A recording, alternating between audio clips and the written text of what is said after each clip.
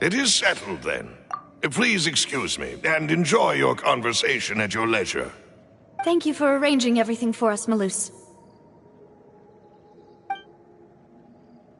Excuse me, miss. Do you need anything from us? Oh. Hey, Navia's all quiet. This isn't like her at all.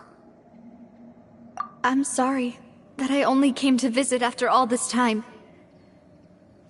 After what happened, I didn't know how I was supposed to face the two of you.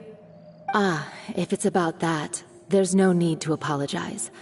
After my husband died, Spina di Rosula sent us a lot of mora and support. I understood your guilt and apology to be genuine. But aren't all of those things nothing compared to the loss of Jacques? I can understand the kind of pain that comes with losing a father so needlessly. You don't understand at all. I didn't know how to face you, because I didn't know what I could possibly bring as a consolation gift. I know only the full truth could bring closure to you, and to all of us.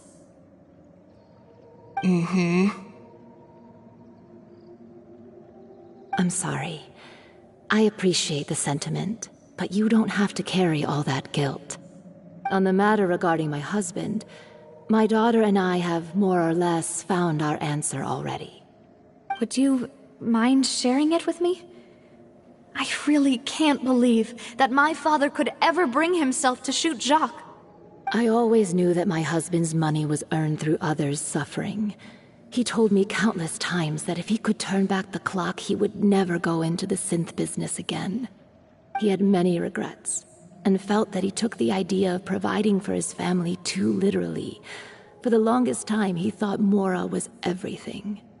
So when Mr. Callis came to him with a proposal, he accepted it almost immediately. He tried to be as careful as he could, but even so, he was still found out by the higher-ups. They found out about his betrayal? Papa didn't say that exactly, but Papa did tell me that I should never be ungrateful. Before he left that day, he told me that he had no choice. It was only later that I realized it was his final farewell to the two of us.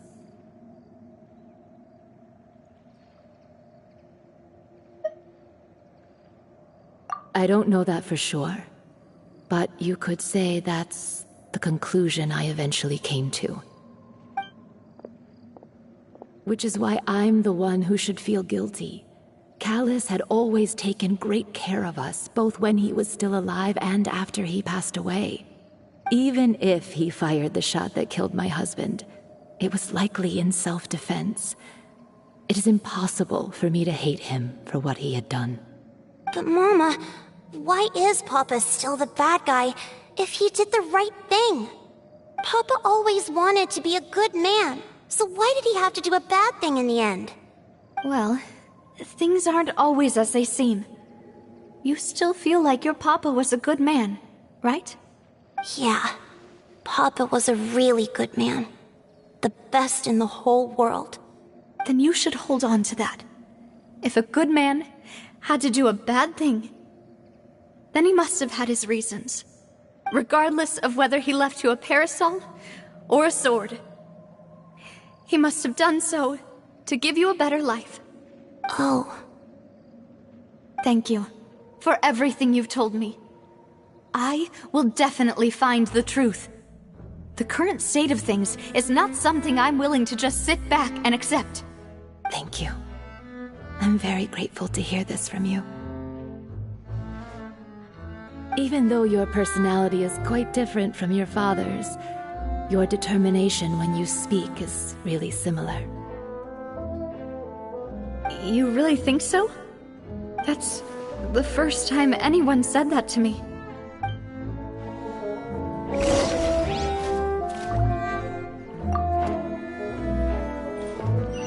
Are you okay, Navia? I'm fine. Don't worry. Let's investigate the 3 suspects next. Florence should be nearby, and we should be able to find Thierry and Uncle Marcel in the city. I'll get myself together on the way, so please don't worry.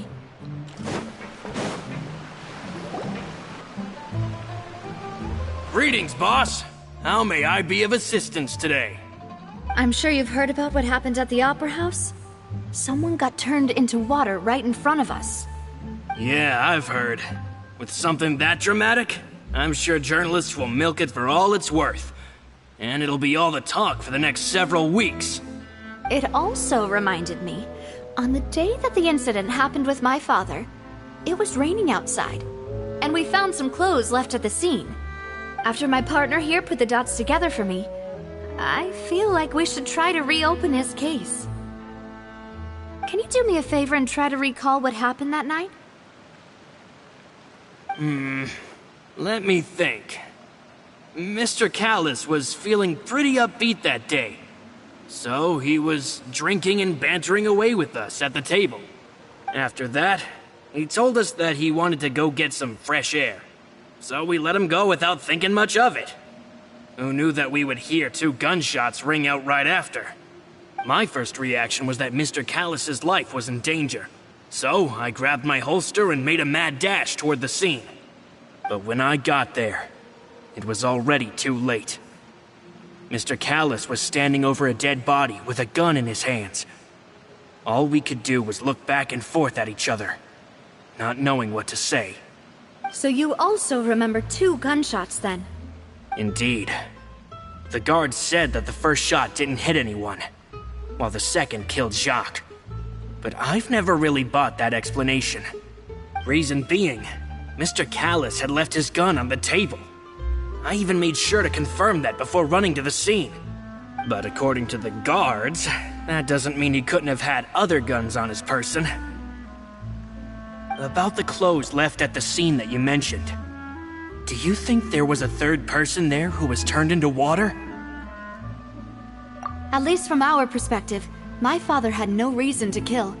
So he would also have no reason to bring an extra gun with him. The gun he was holding probably belonged to Jacques, or a third person on the scene. Yeah, that makes a lot of sense. So you're saying Mr. Callis ended up with the gun because he seized it from one of the other guys? But hold on. If that's what had happened, then why didn't he share the truth with any of us? He didn't even want to face the Oratrice machine, and chose instead to prove his honor in a duel. Did he lose all faith in the courts after seeing someone dissolve right in front of his eyes? About that, Malouse told me a thing or two. So, I think I can understand why he committed to the duel. I'll tell you everything, once the whole truth has been revealed. I understand. Then, I'll leave Mr. Callis's honor in your hands, boss. And if I may just say one more thing. The whole Callis the Unfaithful epithet has been a thorn in my side since the day it was invented. Many people have laughed at me for still calling him Mr. Callis, even after so many years have passed. But it was Mr. Callis's trust that allowed me to rise through the ranks of Spina di Rosula and live the life I lead today. No matter what others might say, he'll always be the man I respect the most. And he'll always be my boss. Don't worry. I will definitely find the truth. You and all our other comrades at the Spina deserve to know the truth as well.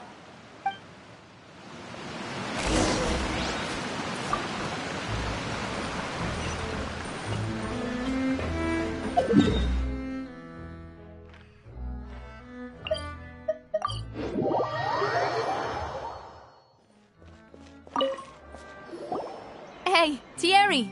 It's me! Oh, now, what brings you here, Miss Navia? I've heard that you made quite the name for yourself at the Opera House. Oh, so you've caught news of that already. Oh, okay. Hey, I'm also a member of the guards, you know. The way you make it sound, people would think I was sent off to Poisson because I had done something wrong. Are you sure there isn't a little bit of truth in that? Under normal circumstances, shouldn't you have been called back to the city already? I mean, where I work is really up to me. Let's just say I enjoy the ambiance of Poisson. Callis did a fantastic job running the town, building Spina di Rosula from the ground up and clearing many obstructions in my way. It would be next to impossible for me to find a similarly easy but high-paying job in the city. Anyway, enough chit-chat. Are these two friends of yours? You, here for some formal business?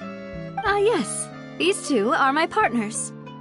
What happened at the Opera House made us realize that Linny's case and my father's may be related. We're trying to reinvestigate the details of my father's old case. Ah, I get it. You think there might be more to the case now that we know people can be dissolved into water, right? I was also flabbergasted when I first heard of it. If you want to go through the original files from your father's case, I can help you look for them. That'd be much appreciated. Thank you. Actually, I have another question. Do you have the authority to dispatch Gardamex? Of course. Without them, I couldn't possibly handle Poisson on my own. Why do you ask? We definitely can't use them to forcefully get more evidence for your father's case. Well, you see, just recently, we were attacked by a horde of unnumbered Gardamex in the city. So, if you hypothetically wanted to do something against me, all you would need to do was get rid of the mecha serial numbers and send them after me. Then you think too highly of my abilities. Dispatching mecha is very different from controlling them. If I had to make an analogy, when you order a dish, the chef will make it for you. You can ask the chef to cook, but not to massage your shoulders or carry your baggage. If you try to make unreasonable demands, the chef would just think you're out of your mind and ignore you completely. The same goes for me and my Gardamex. Removing a serial number is also not as easy as you might think. There are a lot of complex steps to it, and it's almost impossible to keep it a secret. So I can promise you, those mecha were definitely private units. They're certainly not cheap. So, whoever their owner is must be super rich, powerful, or both. Now that you mention it, though, being in the synth business would definitely be profitable enough to afford this. Oh, then you're officially in the clear, Thierry. Oh, well, thank you for the vote of confidence, Navia.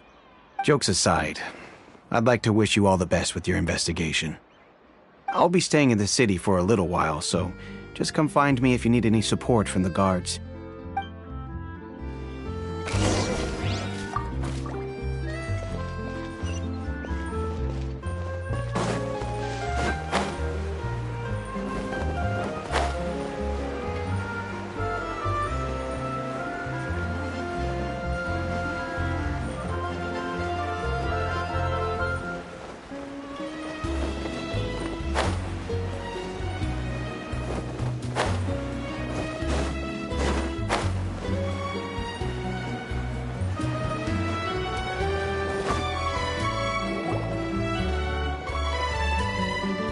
Hello.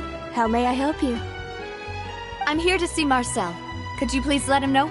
You can just say Navia's looking for him. Sure. I will let him know right away.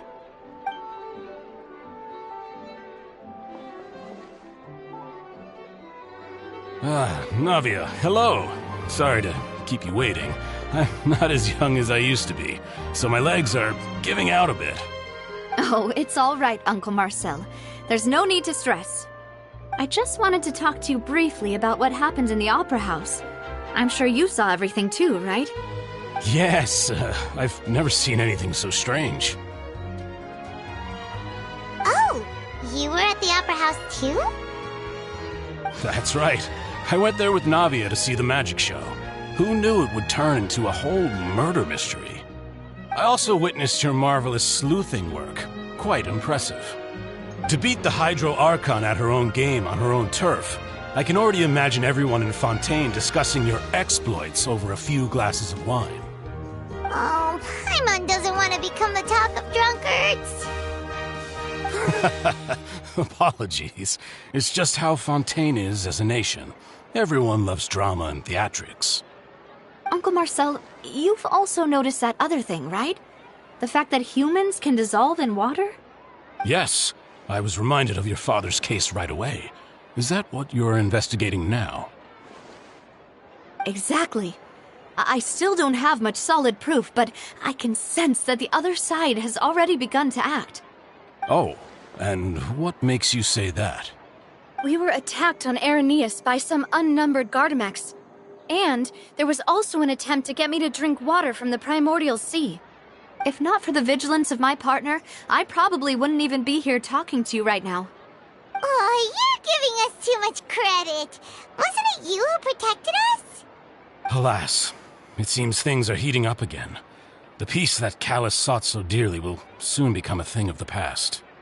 But rest assured, Navia, Poisson will always remain a safe haven for you. If you're scared, you can always return there.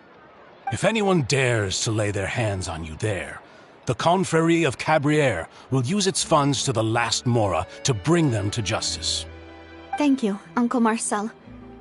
But I don't intend to go into hiding. I'm going to strike while the iron's hot.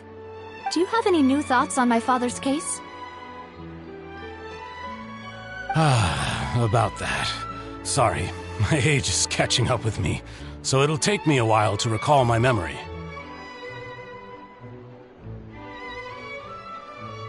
The Confrérie was responsible for that banquet, so I was out and about the whole time making sure things were running smoothly.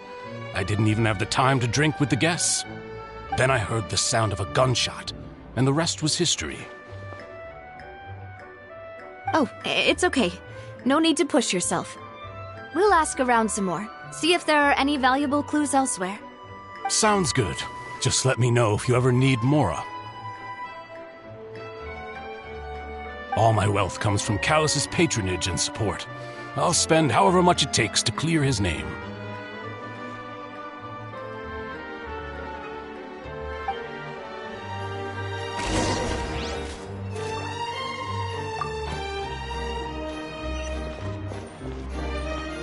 Next on the agenda...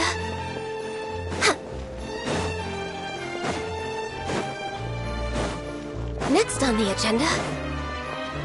We're way behind schedule.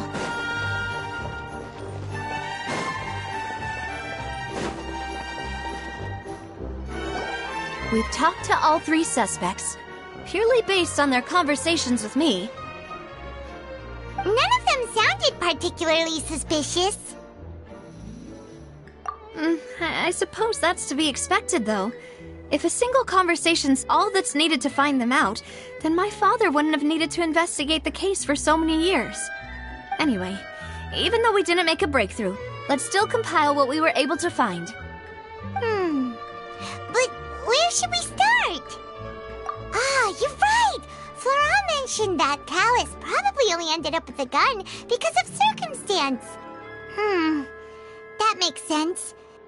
According to Jacques' family members, he already told them that he had been discovered, and that he had no choice before he left home that day.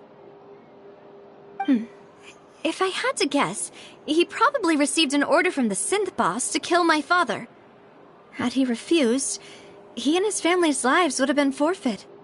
So, Jacques fired the first shot? Oh? And why is that?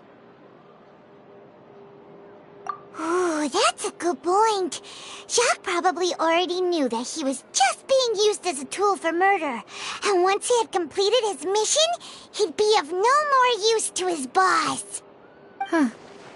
So, what would make more sense from his perspective would be to turn his back on the Order and seek protection from my father. Makes sense. But without evidence, that's still just a theory. Besides Jacques, the attack from the Gardamex has been bothering me quite a bit as well. It's obvious that our enemy has become more antsy after the secret of the primordial seawater was revealed. Do you think he knew, even then, that we'd follow this lead to the end? Given everything that's happened since, it's quite possible. But who among the 3 suspects would have the ability to control privately owned Gardamex?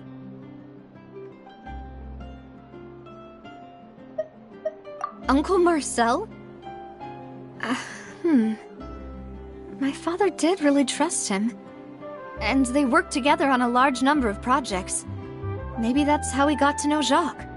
And with funds from the Confrérie, he could also afford a large number of Gardamex.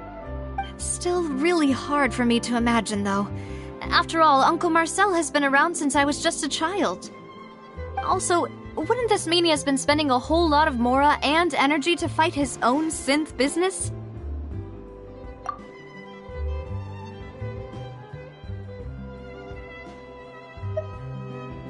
Florent? It is true that he was closest to my father, and thus had the best chance of learning about his dealings with Jacques. But as Spina di Rosula's advisor, his work mostly deals with personnel and security, so he shouldn't have much means when it comes to finances. So you're saying he's too broke to afford a mecha army? Exactly. He can't. And even if he could, I don't think he would be able to dispatch a whole group so quickly. Thierry, you say? Huh. It is possible that he's figured out a way to convert the Gardamex for personal use. But I didn't feel like he was lying when he was talking to us about the mecha. I also don't think he'd be able to keep that kind of tampering under wraps. Yeah. Had he actually tampered with the mecha, we'd be able to prove it with a simple check of the guard's inventory. If the mecha were taken from the guards, it should be pretty easy to find out when and how that happened. Who could it be?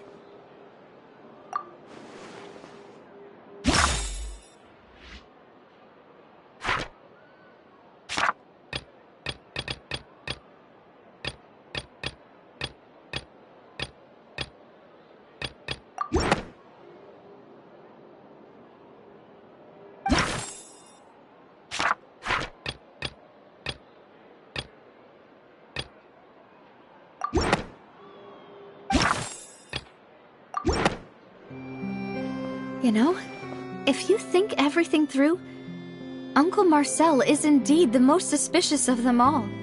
Could we be missing other suspects?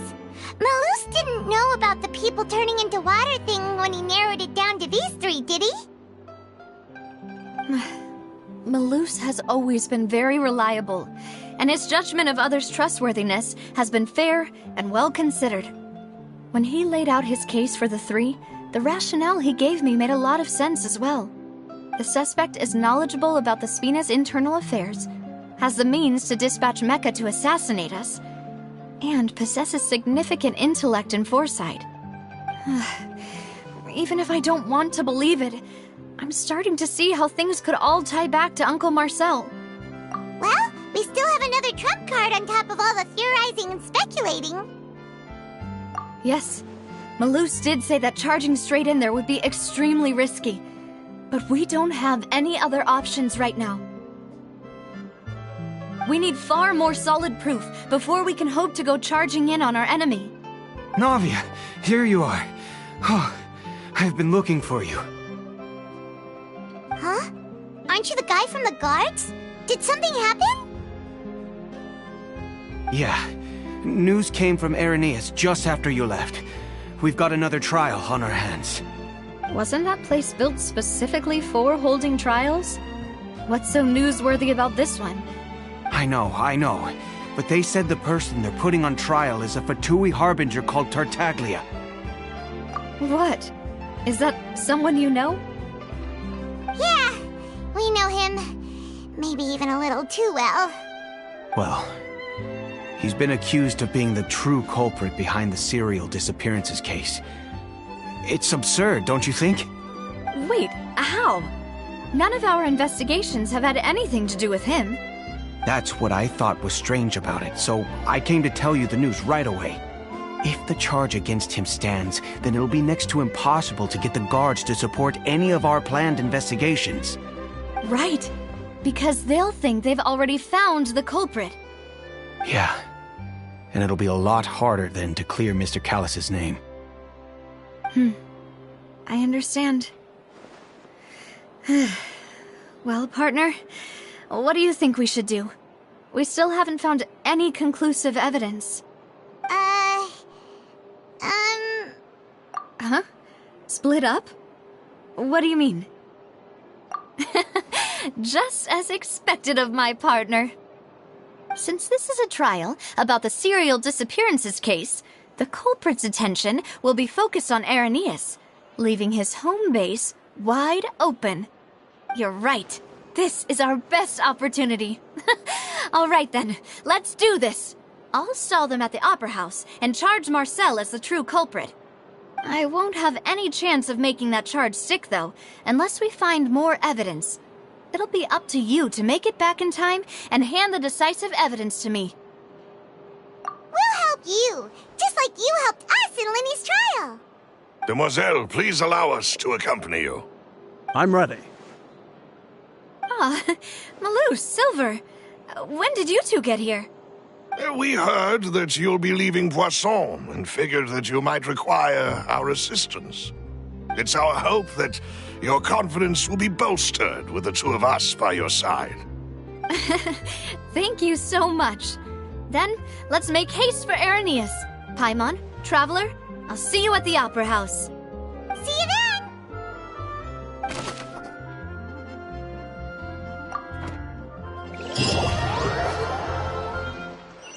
Now that Navia has set out for Irenaeus, we should also get going.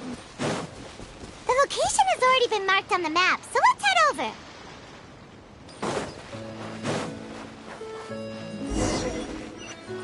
Huh. According to Malus's info, the synth production base is underwater. Let's go and try to find the entrance.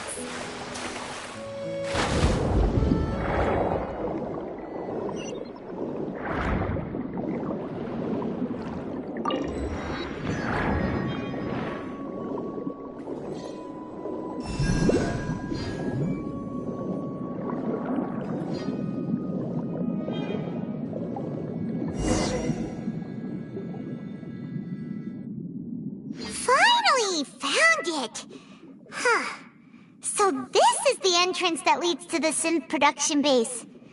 It sure doesn't seem out of the ordinary at all. Ah, you're right.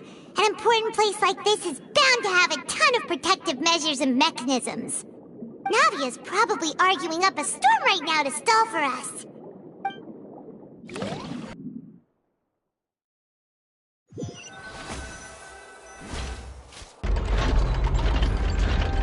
It would appear that I must repeat my question again, Mr. Tartaglia.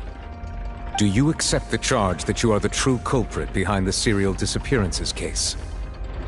To be perfectly honest, I don't understand your country's complicated court system, or the reason why I'm being charged with something I've never even heard of. However, I did hear that people who have been charged can choose to participate in a duel to clear their name. Is that right? In which case, as long as I accept the charge, I can have an all-out fight with that champion duelist Clorend, right? I've got to admit, that's one of the most enticing offers I've ever received. When I privately sparred with her last time, she was obviously holding back. Real disappointing. Hey! Don't you understand? You're currently the prime suspect for a major case. This isn't the place for you to be looking for fights. Oh? Sounds like the Hydro Archon wants to lecture me on the ways of the Opera House. Then why don't you duel me too? I'm the kind of student that learns best in the heat of battle. No. That's not what I meant. Alas, it would appear that communication with the defendant is going poorly, and we have made very little progress. In that case, let me explain everything from the very beginning again. The goal of this trial is to determine the culprit behind the serial disappearances case. That case had nothing to do with him! You've got the wrong man! Huh? What's going on? Why is she interjecting again? I told you it couldn't be one of the Fatui Harbingers. Miss Navia, this is the second time you've interrupted the court proceedings.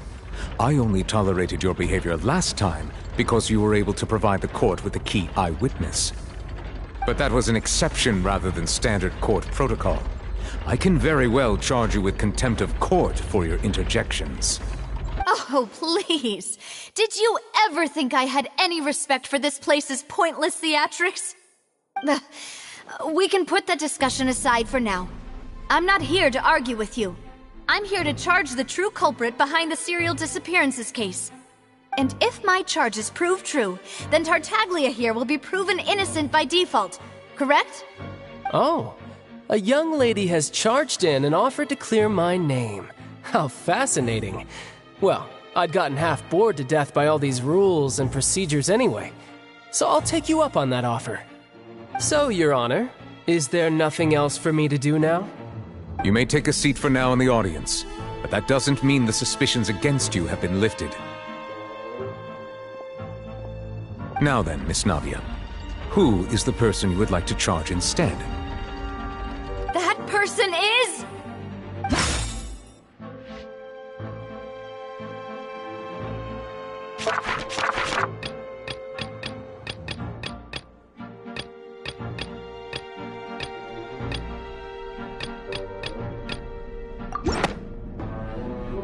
Marcel, the head of Confrérie of Cabrières!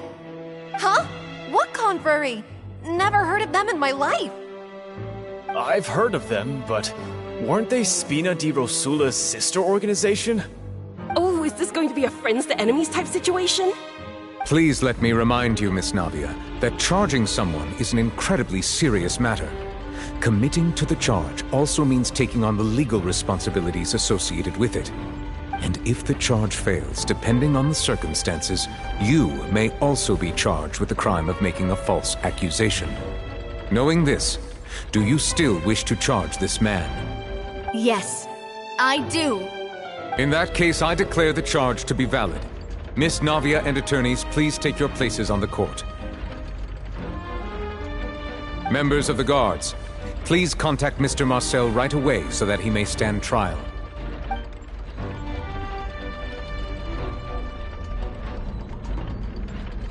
Mr. Marcel, you will not require an attorney. Is that correct? Apologies. It all just happened so quickly. I still haven't figured out what's going on. I think an attorney won't be necessary. This is probably just a misunderstanding between me and Navia. Very well. In that case, since both sides have now arrived, Miss Navia, please present your charges. I would like to take everyone back to 3 years ago, to the case of Callus the Unfaithful. Only through elucidating what really happened in that case can we connect all the dots for the serial disappearances case. Navia, do you really think that I was the one who killed your father? Come on, why would I do that? Callus was my benefactor, and remember, both you and I only ran to the scene when we heard the sound of a gun. If that's enough to make me a suspect, wouldn't that make everyone at that banquet a suspect as well? I think there's no point in getting into the specifics right now. The audience doesn't even have the big picture yet. Even I'm struggling to remember some details of that case. Exactly correct, Your Honor. I must refresh everyone's memory about that case before I can explain my charge and reasoning. I see. In which case, I will recount the findings about that case as originally recorded by Maison Gardiennage.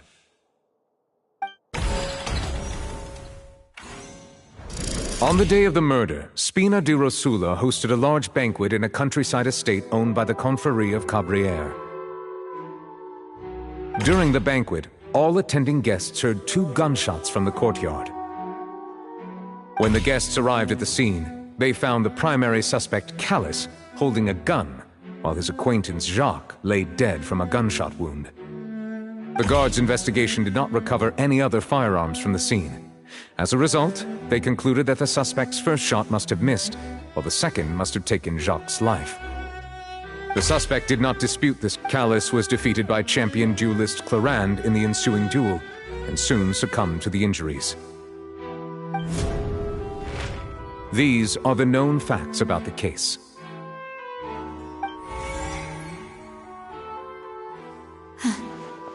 the one with the motive to kill was Jacques, not my father. And even so, Jacques still had no reason to pull the trigger. In truth, the third person shot Jacques first, and was shot in turn by my father when my father seized the gun from him.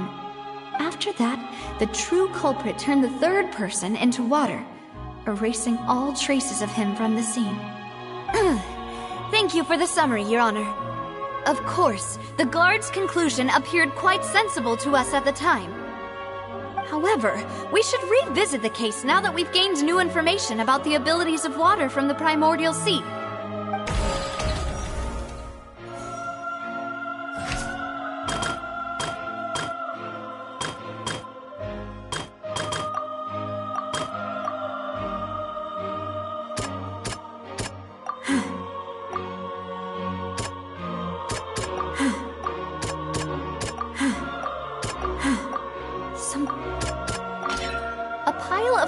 Was found at the scene.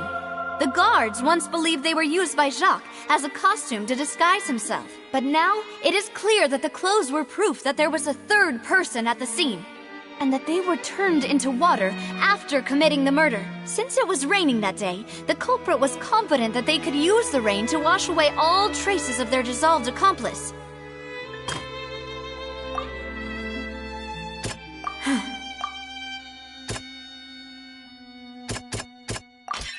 This assassin first shot Jacques, then turned to shoot Callus, only for Callus to wrestle the gun from him and kill him instead.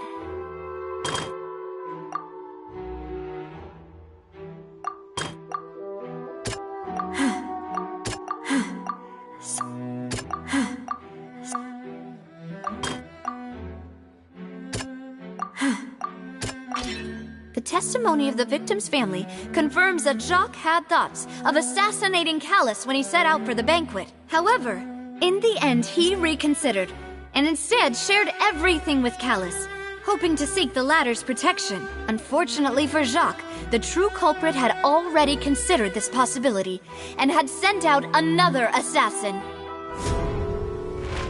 Realizing this, the true culprit caused the hired assassin to dissolve into water, leading everyone to believe Callus was responsible for Jacques' murder.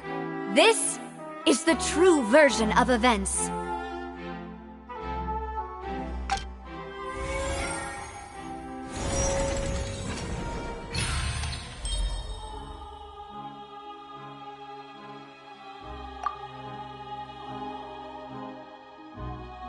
So that's what happened. Wait, you're telling me something as dangerous as water from the primordial sea has been used for all these years? What a great theory. It also explains Callus's and Jacques' respective motives. I guess they didn't shoot each other after all. Mr. Marcel, you are the one being charged with the crime. You should provide a rebuttal if you wish to prove your innocence. But I think I agree with everything Navia just said. In fact, there was nothing in her speech that directly implicated me. Then, may I ask some questions? In my opinion, we primarily need to determine two things.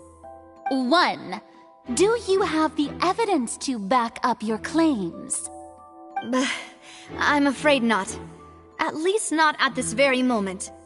Boo! I may not have the evidence with me, but I know where I could go to collect it. If we look up the deserted clothes against a record of people who went missing around the same time, we should be able to find a match. Considering the serial disappearances case, the guards probably kept careful records of all missing persons from around that time, regardless of age or gender. That makes sense to me. Monsieur Neuvillette, I would consider this to be a reasonable investigative direction. Why do I feel like Farina's acting a little differently today? Maybe she's scared of embarrassing herself again? Alternatively, she's become more diligent after charging an innocent citizen in the last trial. My second question has to do with the ensuing duel. If the truth is indeed as you described, then why didn't Mr. Callus explain himself in court? If he had testified that a person had been dissolved, he could have at least mounted a defense. I've thought about this too. And the answer is actually pretty simple. He felt there were things that were more important to him. The dissolving power of water from the primordial sea is an important secret for the true culprit of the serial disappearances case. My father could have exposed it for all to see, but he chose to take it to the grave. At that time, Spina di Rosula was in dire straits, and his reputation had already been shattered. He had no guarantee that going forward with the truth would allow the culprit to be brought to justice.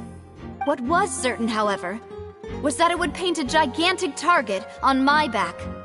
Boss once told me that Demoiselle had already been selected as the next target of the serial disappearances case. What? If the secret had gotten out, the culprit would have fought an all-out war with Espina right there and then. I wouldn't have been the only one in danger. All of us would have stood to lose our lives. Of course, the guards might eventually figure out the truth of the matter and determine that we were in the right. But what good would that do? How can a hollow verdict protect anyone? Had this opera house ever given my father any kind of confidence in its brand of justice, Spina di Rosula would have had no reason to exist. But by staying silent, we retained the ability to deter our opponents and continue the stalemate. I was able to become Spina di Rosula's president, which made me harder to target, as well as giving me more time to grow and learn. And once I have figured out the truth and stepped up to the challenge, I will do what this opera house cannot, and restore my father's truth and honor back to him. So, you mean to say, your father intended to die in the duelist's ring? That's right. Do you have any proof? Of course. All you need is to ask his opponent, Clarand. I don't need your apology, your guilt, or your support from the shadows. You don't have to do anything for my sake. But since he entrusted his will to you, Clarand, you should tell us the truth about his sacrifice. So, during the duel, did you believe that Callus was intending to die? Yes, I did. As a champion duelist, I've fought many battles and taken a countless number of dishonored lives.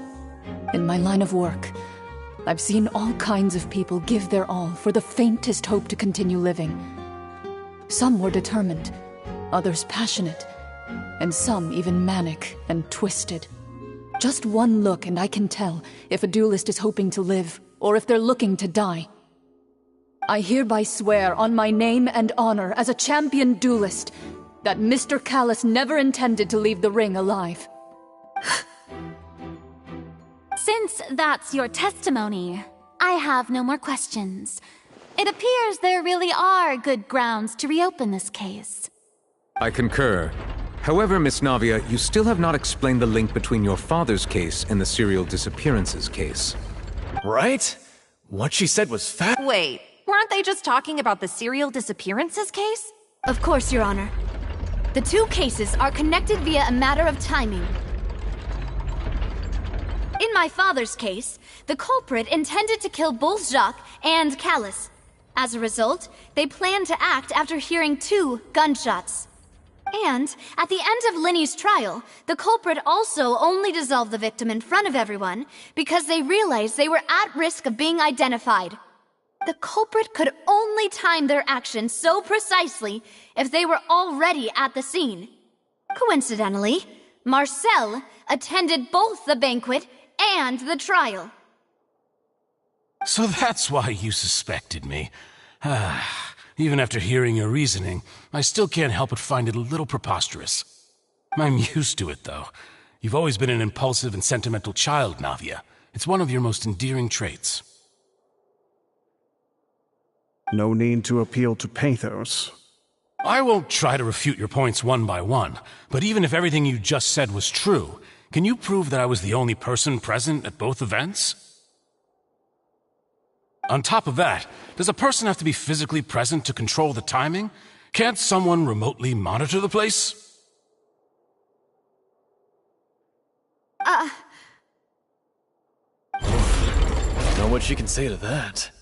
I know that even with that, You might still think you can reduce the list of suspects with some further investigations, until I'm the only one left on the list. Alas, who won't feel at least a little hurt by an accusation of murder from a girl you see as your own daughter?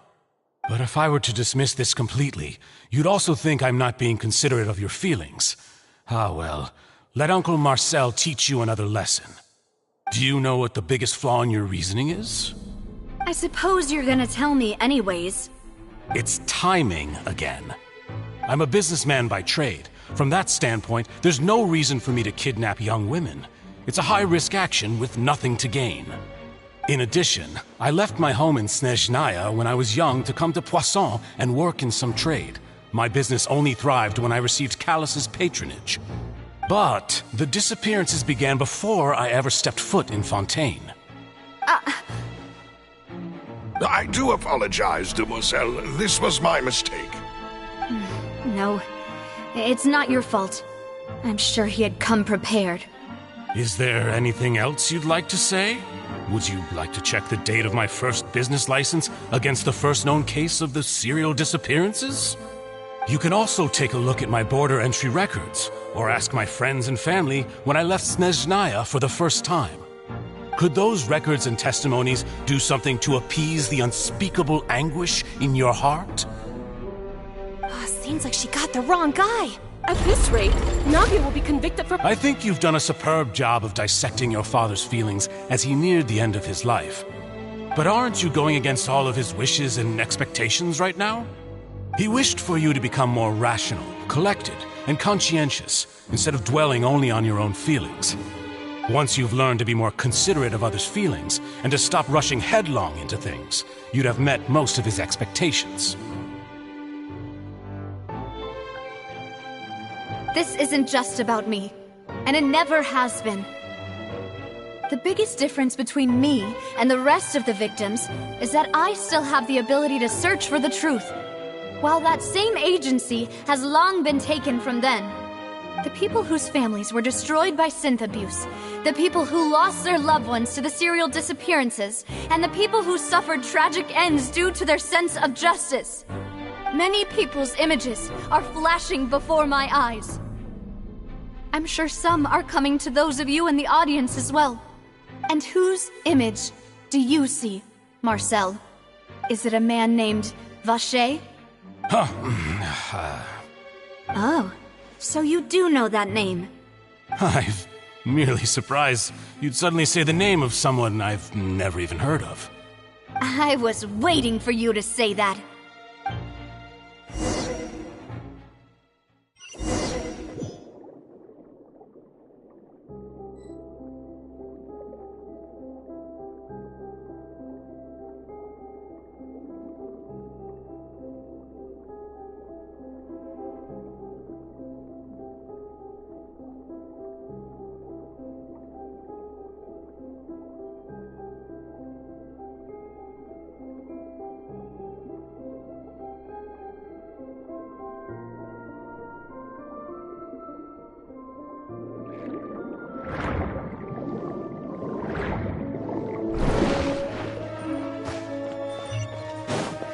Next on the agenda...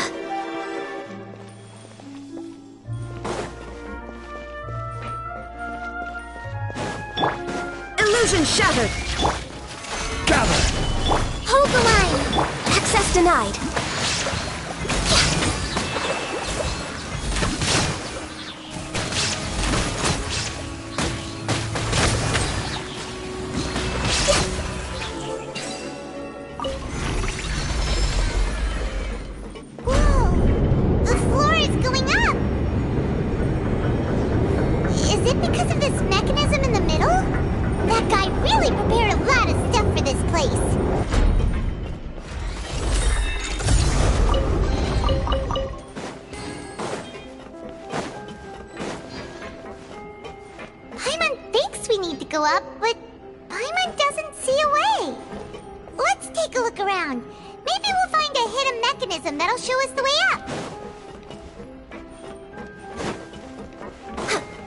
Next on the agenda...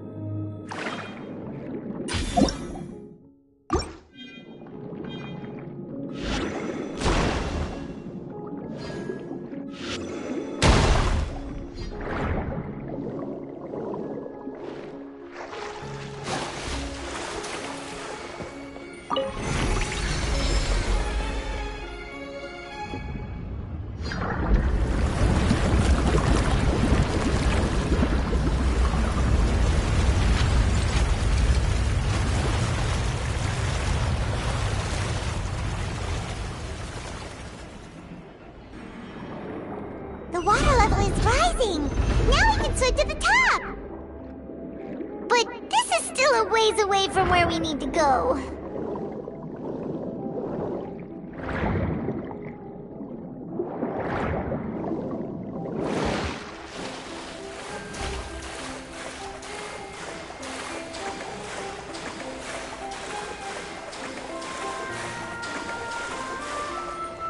We're way behind schedule. Next on the agenda... Solidify! There is no escape! Born of ice and frost, no touching!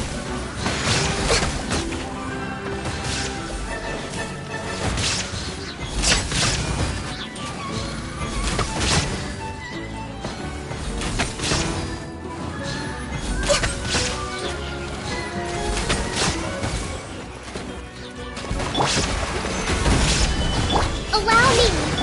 Torn to oblivion! Access denied, no touching!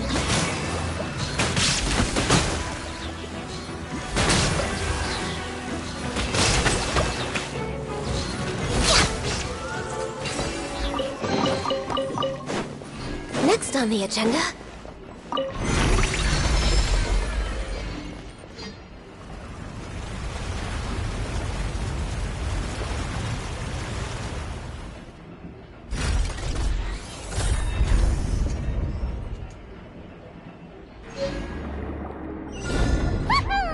Now the path is clear! Let's go!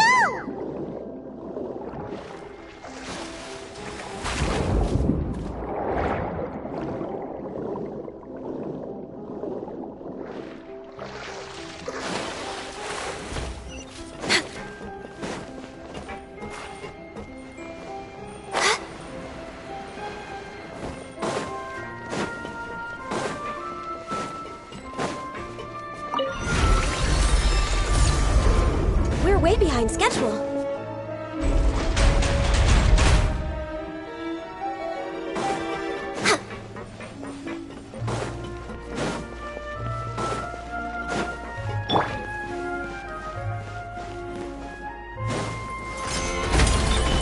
Hold the line! Illusion shattered! Blaze over! Born of ice and frost, no touching!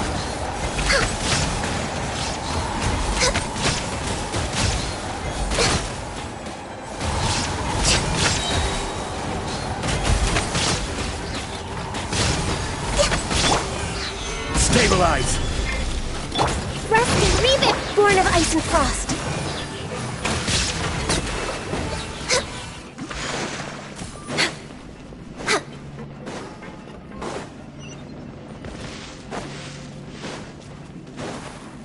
We're way behind schedule. Whew. After all that, we finally made it to the innermost sanctum. Though, as expected, the mastermind isn't here. That's right. Then let's hurry up and find some evidence so we can get back to the Opera House and help Navia!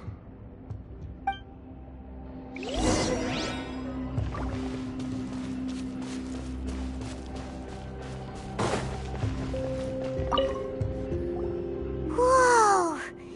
There's so much synth here! And so many bottles of ingredients that probably just contain the waters of the primordial sea.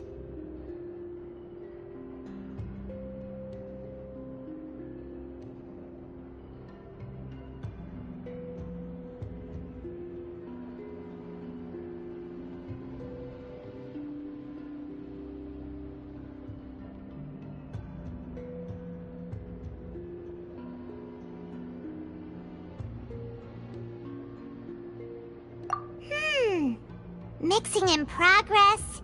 Ready to drink? Stock sample? Huh. They've also got all the synth pretty clearly labeled. Whoa, there's even fruit-flavored synth? Yep, it's super obvious.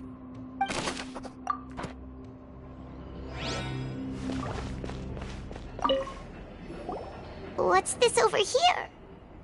Looks like some kind of place for research.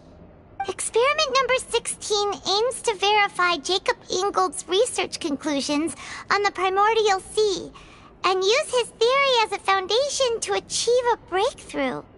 The experiment was a failure. No individual managed to resurface from the water from the primordial sea. Female specimens 22, 23, and 24 were dissolved. Sorry, Traveler. Paimon will try her best. It's just that Paimon's never read something so scary before. How can someone write something that terrible in such a matter-of-fact tone? You read the rest. Paimon's too scared to keep going. So that's why he did all of these experiments. Wait, did he really think he'd be able to find a way just by dissolving people over and over? That's just insane! Huh? Isn't that the name you heard by the fountain? Paimon thought he was an eyewitness in the serial disappearances case. Ah, you mean Vache is the one who did all of these... experiments? So that's it! Vache was no victim, but personally took his lover and... No, that's not it either! If that's the case, why would he want people to resurface from the water? In any case, Paimon will write it all down.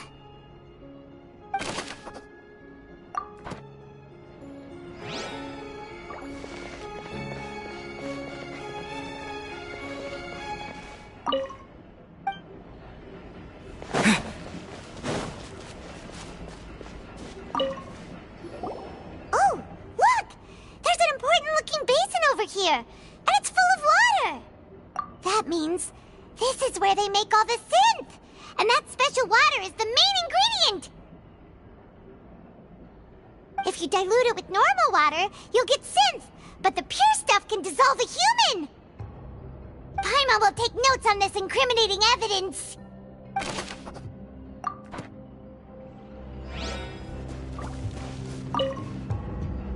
Let's see what's written here. Nothing escapes Detective Paimon's eyes.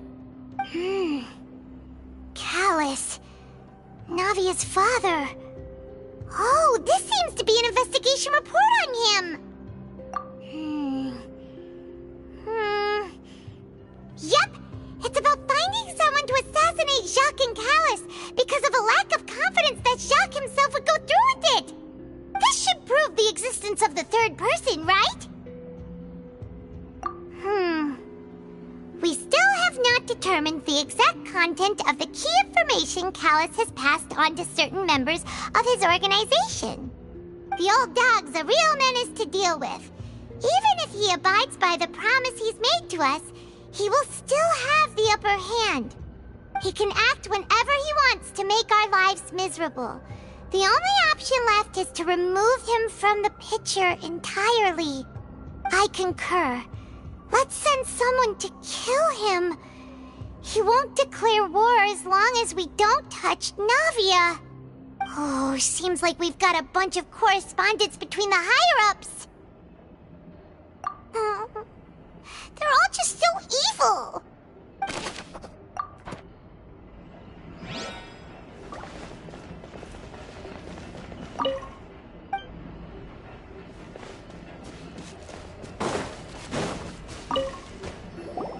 What's all this? Aw, it's a bunch of really cute things. Pink accessories, a hair tie, a necklace, even a makeup box. Oh, Paimon sees it too, but why are all these cute things labeled with different girls' names? Huh? You mean the girls from the serial disappearances? They were brought here? And then they were turned into water. And all the boxes of things. These names. That means... Oh, this is terrible. We've looked at almost everything here, and it seems like our theories were spot on. But... yeah, we haven't found anything that reveals his true identity. No wonder even Neuvillette wasn't able to find anything. Whoever it is probably destroyed everything to do with that name a long time ago. That way, even if we bring all this back to the opera, we won't be able to identify the true culprit. Sure thing. Paimon won't admit defeat to this guy either.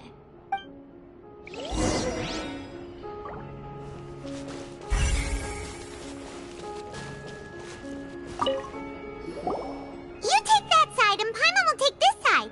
Check everything carefully. We'll find something for sure.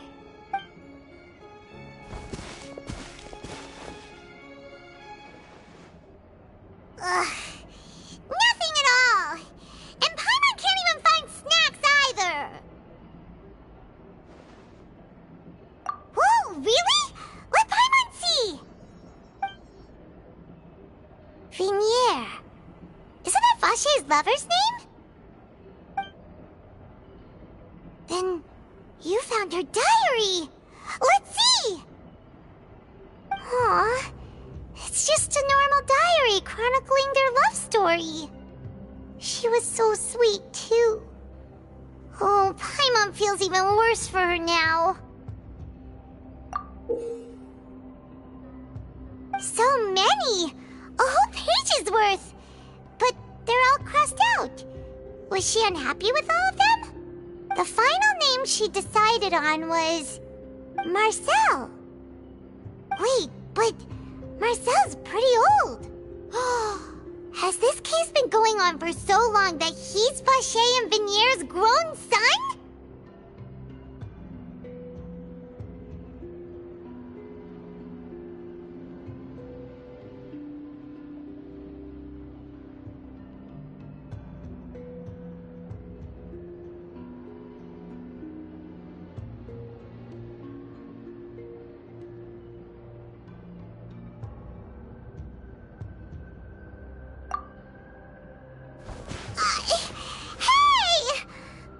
Still hasn't figured it out yet.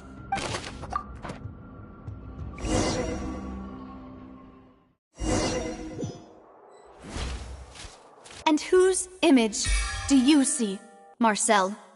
Is it a man named Vache? Oh, so you do know that name. I'm merely surprised you'd suddenly say the name of someone I've never even heard of.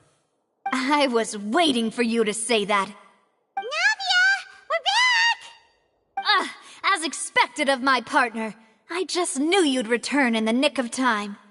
Just how often do you intend to flout the rules of this court? It's all right, Monsieur Nervalette. Given their confidence, I expect they've found the crucial evidence.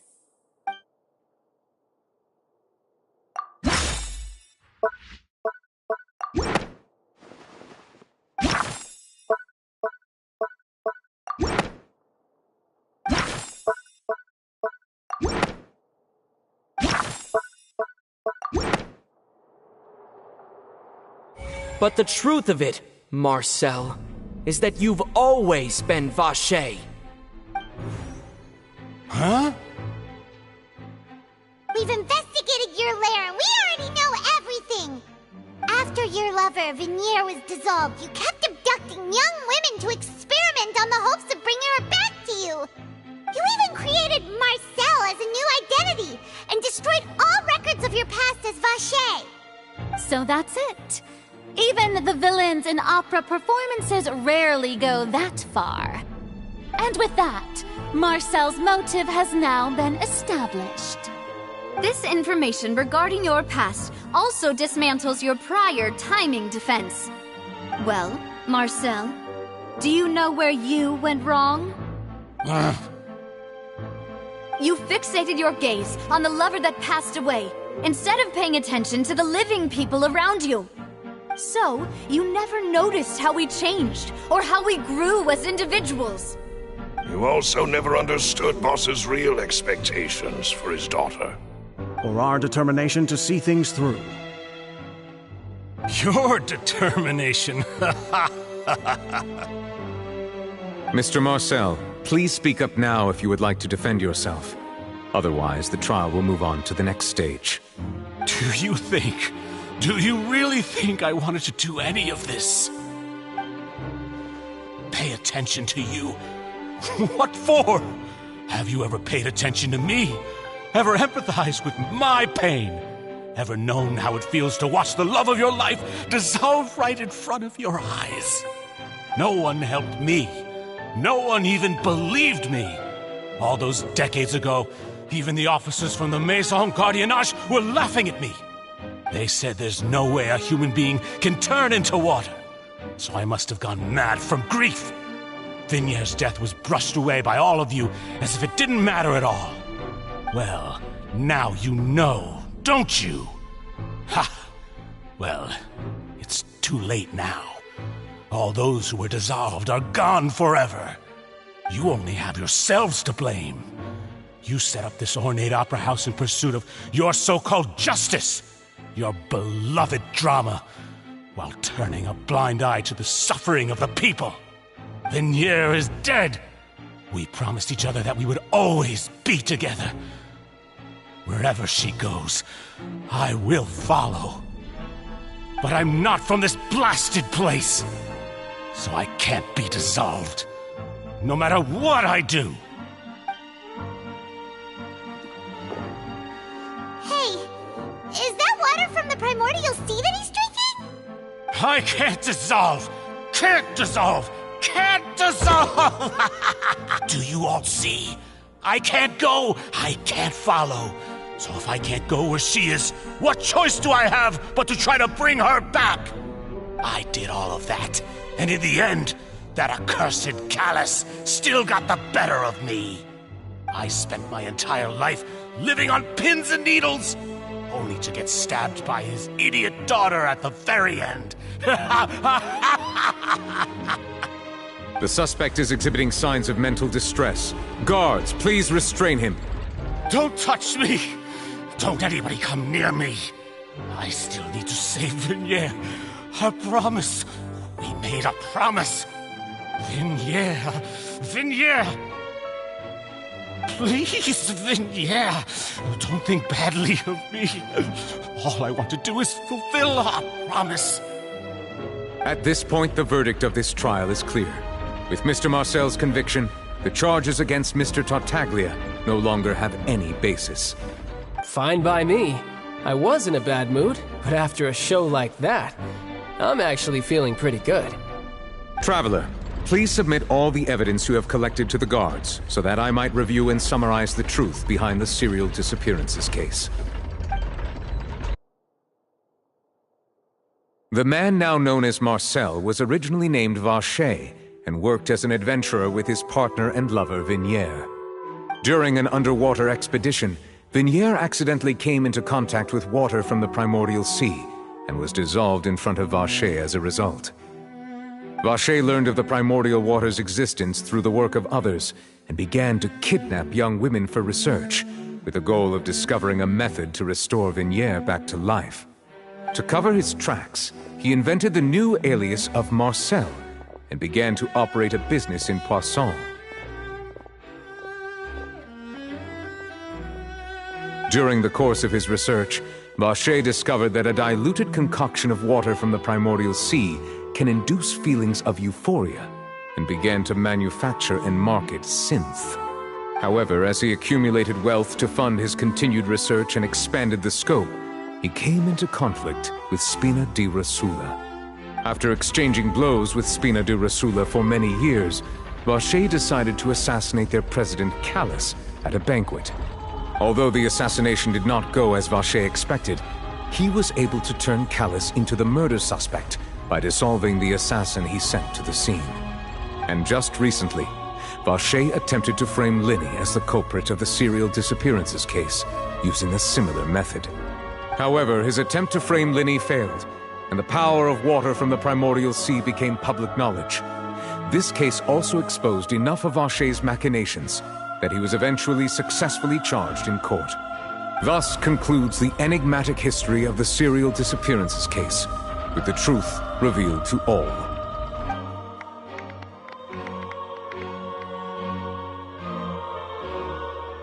The oratrice will now deliver the final verdict regarding the charges against Mr. Vacher.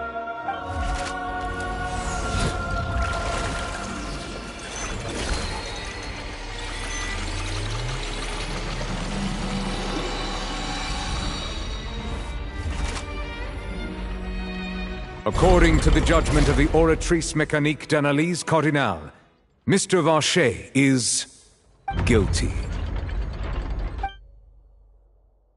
Guards! Take Vacher away. Good. It's what he deserves. With that, the serial disappearances case is over now. We really just witnessed history. Who would have thought the true culprit would be such a polite and well-spoken guy? Yippee! We helped Navia bring the bad guy to... He's hurt so many innocent people and now he's finally getting what he deserves. Huh? Are you okay? Demoiselle, you were absolutely brilliant. The day our late boss had always hoped for has finally come. You can rest easy now, knowing justice has been served. Yeah. It's finally over. It's all thanks to you guys. And my partner. See, Papa? Spina di Rosula's still doing well with me at the helm. Well now, hasn't this been a most delicious piece of drama? The villain has been caught, justice has been served, past wrongs have been righted, and it's a big ol' happy ending. Since it's been such a great show, I'll just let the false accusations against me slide. Either way, I've still got some business to attend to. So, if you'll excuse me... Please wait just one moment, Mr. Tartaglia. What now? None of this has anything to do with me. According to court protocol, since this trial was initiated due to a charge against you, a verdict must also be made regarding the initial charge before the trial can conclude. Oh, come on. Is this really necessary? Haven't you already caught the real criminal? Isn't it time for side characters like me to exit stage left? Please respect the laws of Fontaine. This has always been the rule. All right, but this sure is a lot of hassle. All I need to do is stand over there, right? Let's just get this over with. Through evidence presented in the public trial that was just held, it has been established that Mr. Tartaglia has no direct connection to the serial disappearances case. The guilty party has been identified, and thus it is logical to suppose Mr. Tartaglia is innocent of the charges. We now turn to the Oratrice Mécanique d'Analyse Cardinale to render the final verdict on the charges.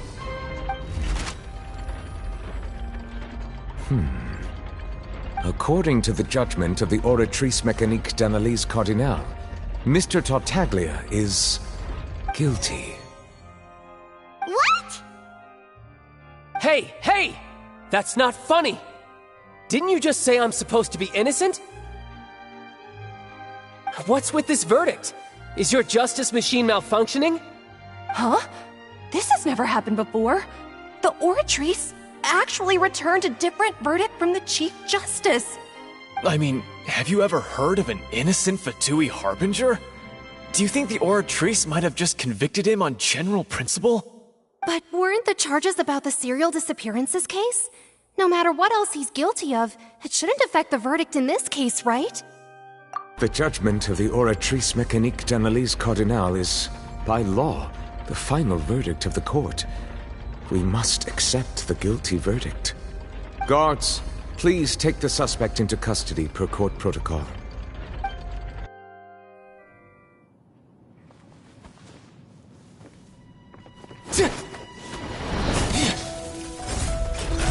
So this is how justice is done in Fontaine. What a joke. You've got your rules. Well, I've got mine too!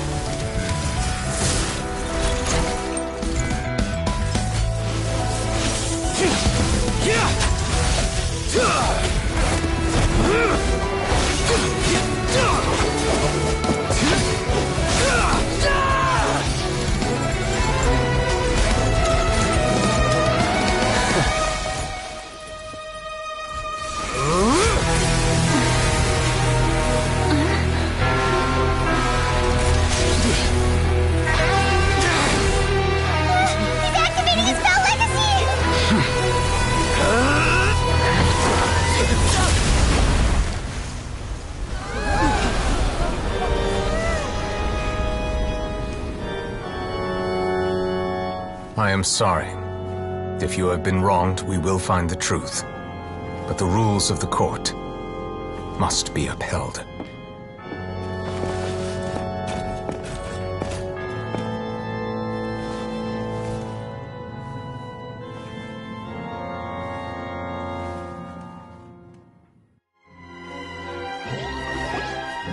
Hey, Monsieur Neuvillette, what's going on?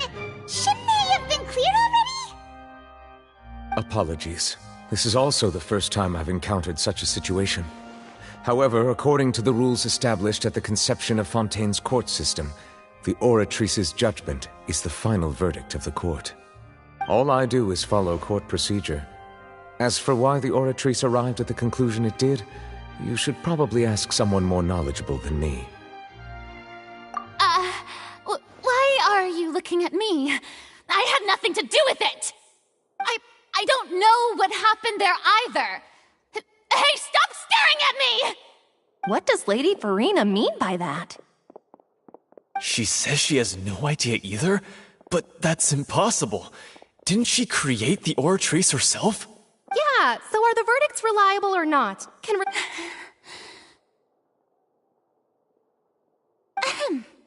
My dearest citizens, did you really think we'd allow an incorrect verdict to be handed out in this court?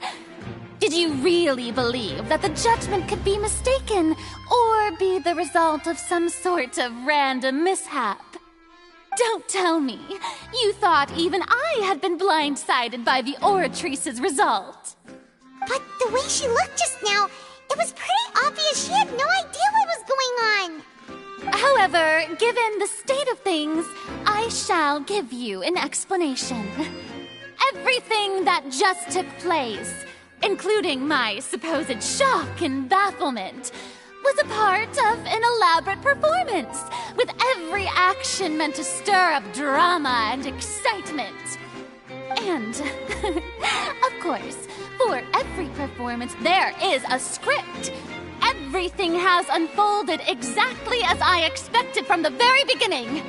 As the embodiment of the very concept of justice, the Oratrice shall never render an arbitrary judgment! If you thought Child had nothing to do with the serial disappearances case, it is only because you've been blinded by the superficial appearance of innocence. Everything he's done, not to mention the danger he poses, are beyond ordinary comprehension and completely unforgivable! All shall be revealed in time. You will come to understand my noble intentions, as well as the absolute correctness of the Oratrice's verdict.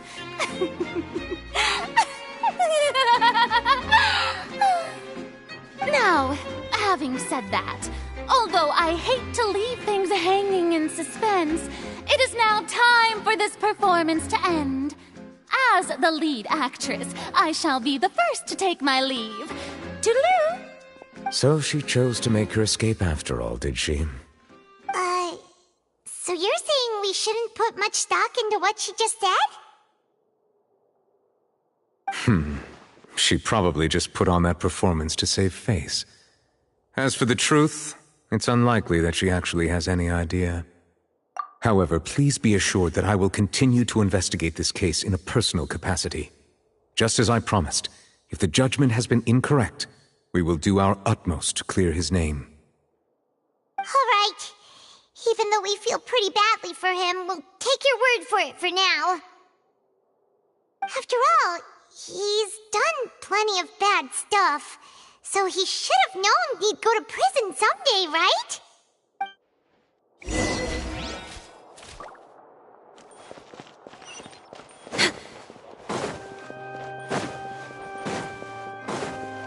We're way behind schedule.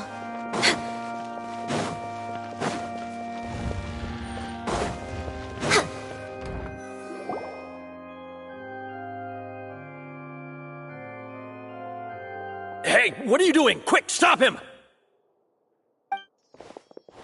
Traveler! Hey! Traveler! Marcel! What are you doing over here? Stop resisting arrest! Cease, or we'll add another charge to the list! No, wait! I just want to ask the Traveler something. I'm not looking to run away. Please, just let me ask this one small thing. Go on. Thank you. I was being led away when I finally realized something. Where did you first hear the name Vacher? I erased all records of that name. So, unless... Are you still trying to prove your innocence? Give it up. You've already been convicted. Really? You did? You're sure? You met her? But how could that be? How did you manage to do it? The Fountain of Lucine? Then she's been so close to me all along. And I just never... Please give me a chance to talk to her again. Just let the Traveler take me to the fountain to see her one last time. This is the last request I'll ever make in my life. You can do whatever you want to me afterwards. I don't care. What? Give an inch and you want to take a mile? Do you think serial killers get to make requests like that? Paimon agrees. Why should we give him what he wants when he's only done a ton of super terrible things? This request, is it worth as much to you as your life? Of course! Wait, no. It's worth even more than my life. Humans. Will they betray the instinct to live just to satisfy spiritual needs? Very well. I will grant your request. Your Honor, I fear that... I will go with him. You do not need to worry about any escape. In that case, I shall leave him in your most capable hands, Chief Justice. Thank you, Your Honor.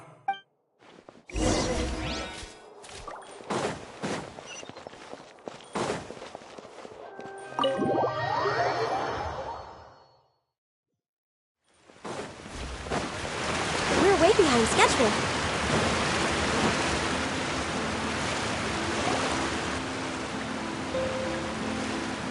Is this the place?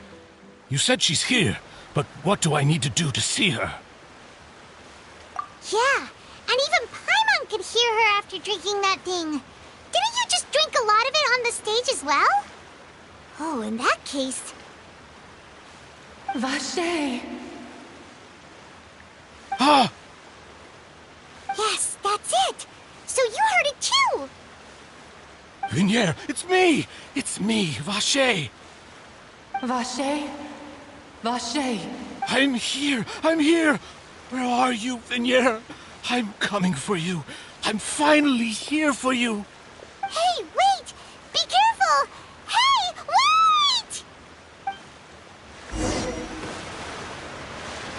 Vignier, is that you? It's me, Vacher! Vignier! Vacher? Why did you come? Didn't I say? You don't need to look for me. You look a lot older than I remember. How long has it been? It's been more than 20 years. I've suffered for over 20 years since the day you left. All this time, only the thought of bringing you back has kept me alive. Nothing else mattered to me.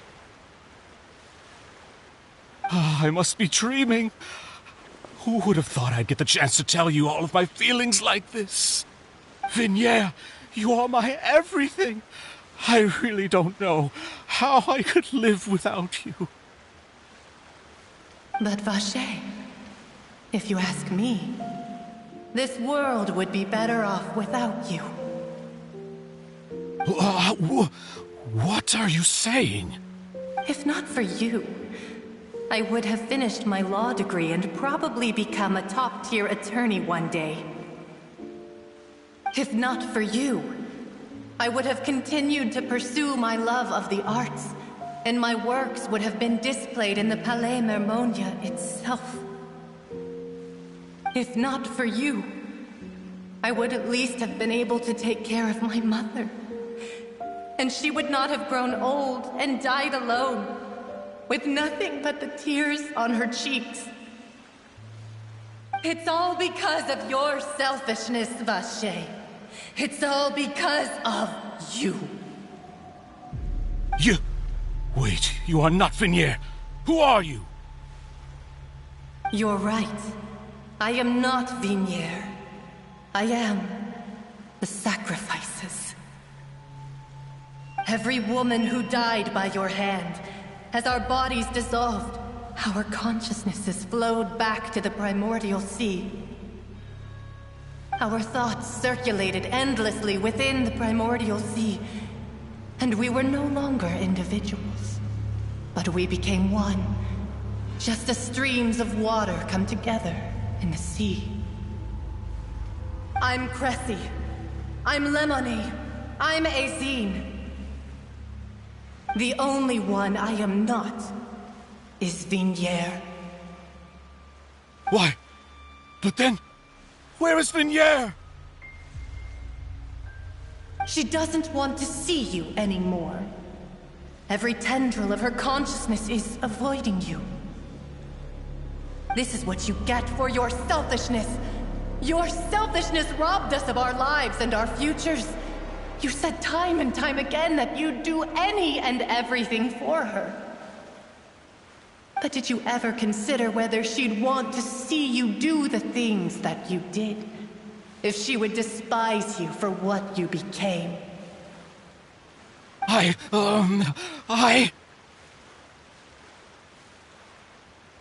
You are a liar, a heartless murderer, and a cowardly narcissist. The only thing you are not is Vignier's beloved. From the moment your first victim died and her consciousness merged with Vignier's, she has had nothing but pure hatred for you.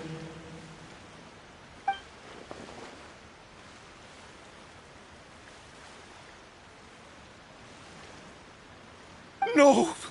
Vignier! She can't hate me. Let me see her, please. Have mercy. You still don't understand. When I said don't look for me, that came from the real Vignier. She really doesn't want to see you anymore. But on top of that, she also said that because it's her final drop of pity for you. She said that because she knew that if you did come here, we will show no mercy to you. Vache. Vache? Vache? Vache. Vache. Vache. Vache.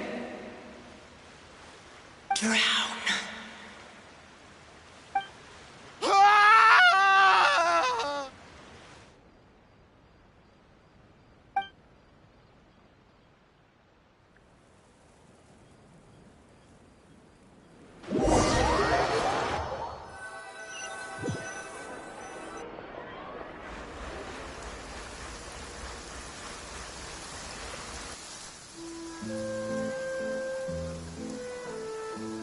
Finally, we have some time to do shopping.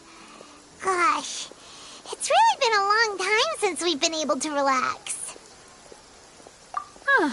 Well met, partner. I knew something great was going to happen when I woke up in such a good mood today. Even this weather can't put a damper on the demoiselle's mood. It's a pleasure to see you both again. Oh, hey, Navia! It's been a few days. Paimon's already started to miss you. Oh, now that I believe. I'm easy to work with and always bring home the bacon. Who wouldn't treasure? Sounds like you're really enjoying life these days, Navia. What have you been busy with since the trial? It's just been one thing after the other. I've been making non-stop trips between Poisson and the court since then. Everyone from Spina di Rosula organized a memorial for my father. We never held a memorial when he first died, since everyone knew that even if we held one back then, no one was going to come. This time, though, everyone in Poisson, and even many people from the court, all attended. So his name's definitely been cleared now. That's what we like to hear. It's been the dearest wish of Demoiselle all along. That blasted stubborn fool. I was right to put my faith in him. I'm so glad I didn't give up on the case all those years ago. Oh, by the way, I ran into Charlotte just after I left the memorial service. Well, maybe it'd be more accurate to say I knew she would be there, and there was no way she'd just let me go. Huh? So you know Charlotte too? The Charlotte? Journalist from the Steambird? Yeah, way back when I first became the president of the Spina di Rosula, she was all over me. Wouldn't take no for an answer. I believe the story was called The True Heart of Darkness, Secret Tales of the Yellow Rose. To be fair, though, it was a really flattering feature. So, we've been on pretty good terms ever since. She was trying to lean on our friendship to get me to do an exclusive piece on the serial disappearances case. Oh yeah, she told us about that. She's always been super interested in that case, so now her wish has finally come true too. Anyway, I told her to make sure that when she writes about you guys entering the opera house with the critical evidence, that you both sound really cool. Now that's another thing to look forward to. We trust Charlotte's skills with a pen for sure. Oh, and in other news, I also took Clarand out for a meal. Oh, are you two on better terms now? While you were investigating Vache's headquarters, Clarand gave testimony on my father's behalf. It was thanks to her that we were able to turn the tide. I wanted to thank her. I mean, there's also no point in being awkward all the time, so we took the chance to reconcile with each other. Oh, that's great. Paimon also thought Clarand wasn't actually a bad person. It's always good to have more friends. Anyway, now that the case has finally been solved, perhaps it will slowly begin to fade from the public consciousness. Oh, actually, there's still one last thing I need to do. What is it? I should pay a visit to my father's grave and tell him the truth of what happened, as well as how it all ended. And on top of that, just how much people still look up to him, to this day. That includes me, too. Miss Navia. Indeed. We want to go too! We also think Callus is a really admirable person. Sure thing. I'd like you two to share the moment with me. After all, without you, there might not have been such a positive ending. And in that case, everyone, let's be off. Considering the recent weather, we'll be lucky if we can reach Poisson before dark. Yeah, you're right. It's been raining non-stop for a few days now.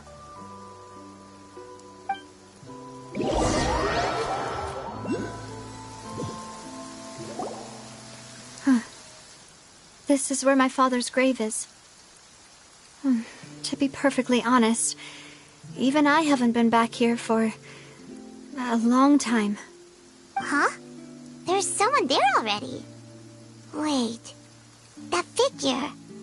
It can't be... Isn't that Nervalette? Why would the Chief Justice be here? Huh? Navia?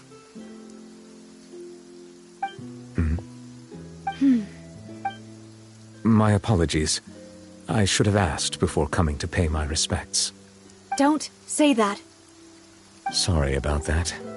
Oh, I was trying to say there's no need for you to apologize.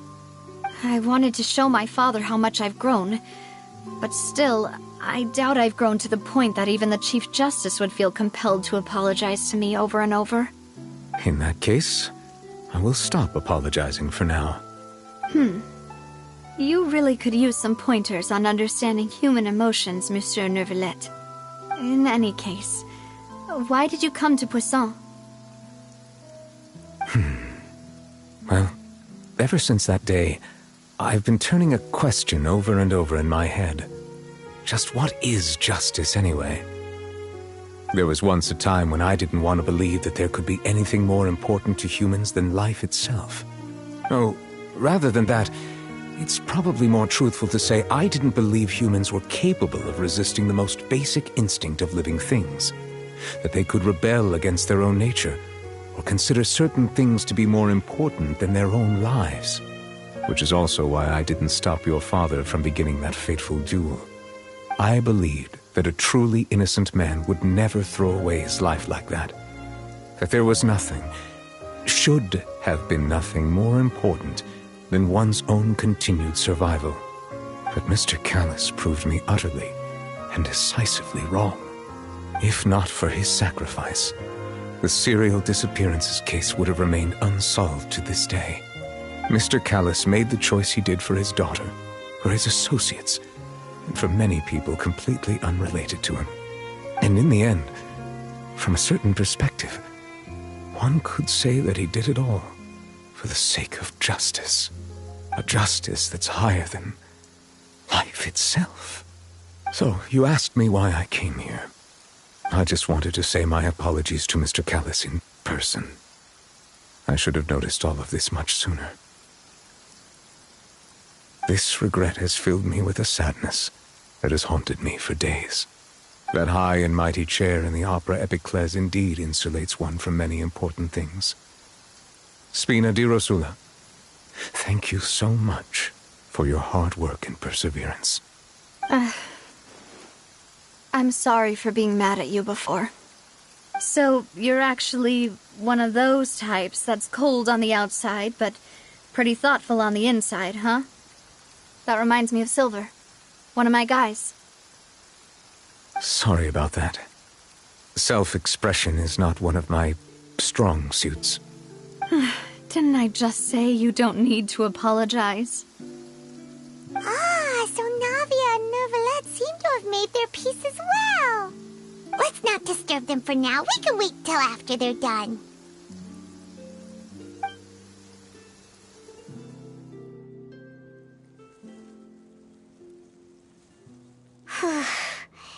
Paimon's never paid respects at someone's grave before. Did Paimon do anything rude there? Huh? Oh, Paimon didn't know that was a thing. But Paimon doesn't know what she would do if she can't fly. Oh no. Paimon hopes Miss Navia won't be too mad. Anyway, Neuvillette is still standing around there. It's not often that we can catch him alone like this, so why don't we go talk to him for a bit? If we can't talk to Lady Farina, we can at least talk to him, right?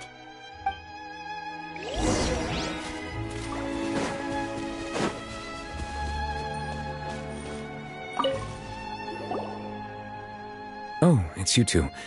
Did Miss Navia invite you to come pay your respects to her father? Mm-hmm. We ran into Navia on the streets today, so we just followed her here. I see. Then is there something that I can help you with? Well, it's pretty hard to run into you like this since you're usually super busy. So we figured we could try to ask you a few questions, if that's okay. Please feel free. Though outsiders, you helped us solve one of the greatest mysteries in Fontaine, and it would be my pleasure to return the favor. So, at court, the bad guys referred to that special water as water from the primordial sea, but what is it really? Truthfully, that name is already quite accurate. I can only surmise that Vacher and his ilk only learned of its nature and existence after extensive research. There used to be a special sea on the surface of this planet. The nature of its seawater was rather different from that of the sea we know today. Most of Tevat's life forms were first born in that special sea. You could say it nurtured much of the life on this planet. Huh.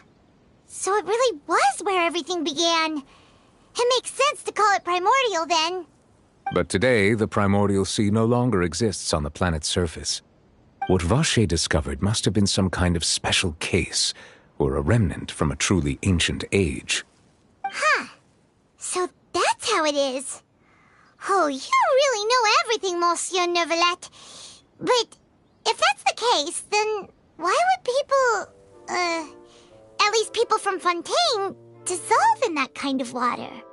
Indeed. Why would the primordial sea, which was known to engender and nurture life, suddenly reverse itself and devour life instead. To be frank, that also doesn't match my understanding of this world and its laws.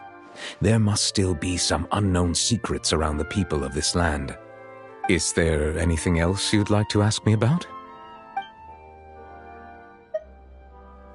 That the sea levels will rise and everyone will be dissolved in water, leaving Farina crying alone on her throne, but the sins of the people will be finally washed away for good. Does that appropriately summarize the version you've heard? That's right! It was Lenny that told us back then. And that about covers all the main points.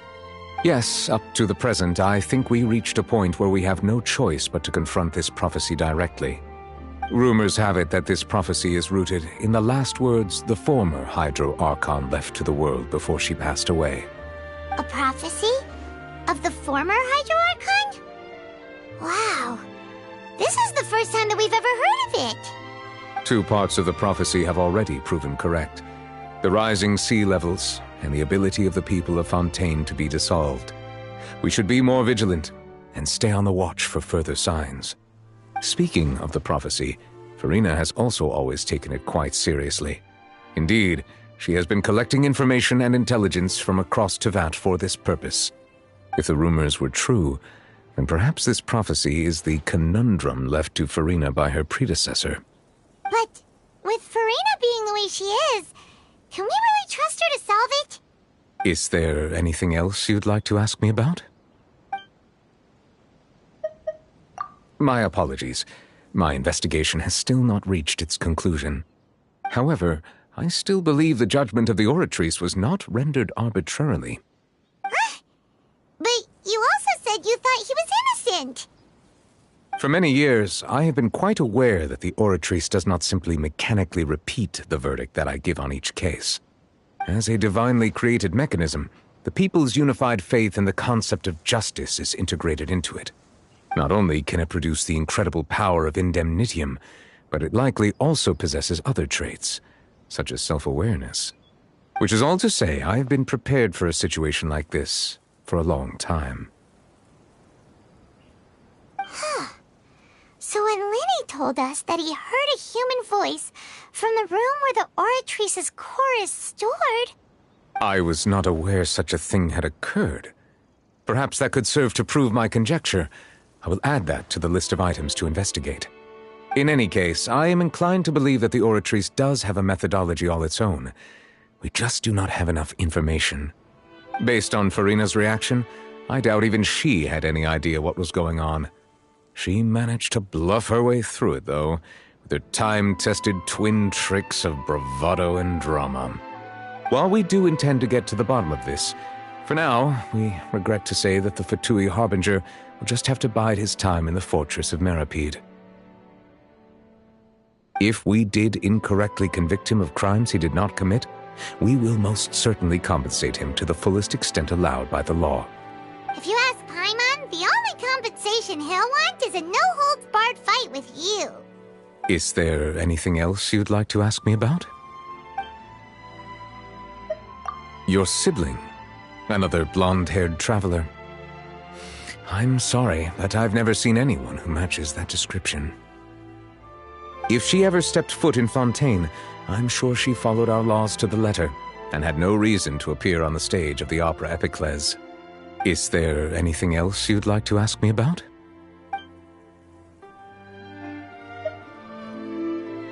Very well. It was my honor to provide you with what answers I could. I very much enjoyed conversing with you. It will soon be time for me to leave this blissful tranquility behind and return to Palais Memornia. You really are super busy, Monsieur Neuvillette.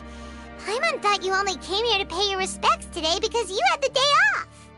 Crime and villainy do not have the day off, and so justice must work around the clock as well. This is merely the nature of a justice's work. All right, you've got a point. Huh? Paimon just noticed that the rain has stopped.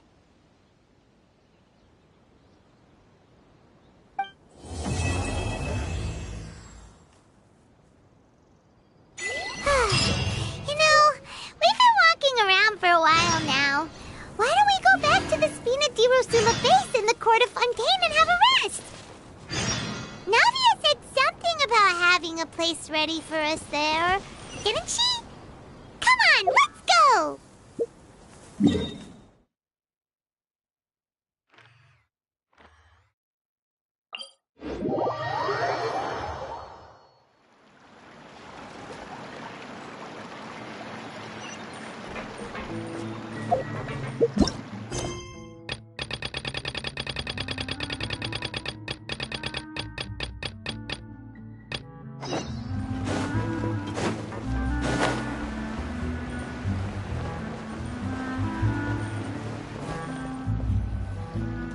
Yep, here's the room, and it's empty and waiting for us as promised. Navia is such a good person. Now that the serial disappearances case has been solved, no one's going to come after us for anything. Even without Silver standing guard, we can just completely relax. Why don't we stay and rest up here for a while? Even machines in Fontaine need to stop and recharge now and then. Oh, come on! This place isn't that bad. Besides, how often do we get to stay in an actual base? Oh, fine. Remember that detective story Paimon read before? Well, the author is about to release a new book, so Paimon wanted to buy it as soon as it came out and have a quiet place to read it. Then it's agreed. Come on, let's get some sleep. We'll need to be up first thing in the morning to get in line and buy a copy.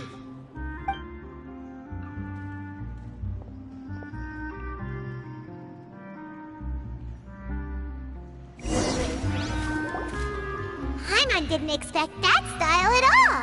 Even though it's a detective novel, it's also like a social documentary. Whew. It's actually pretty good.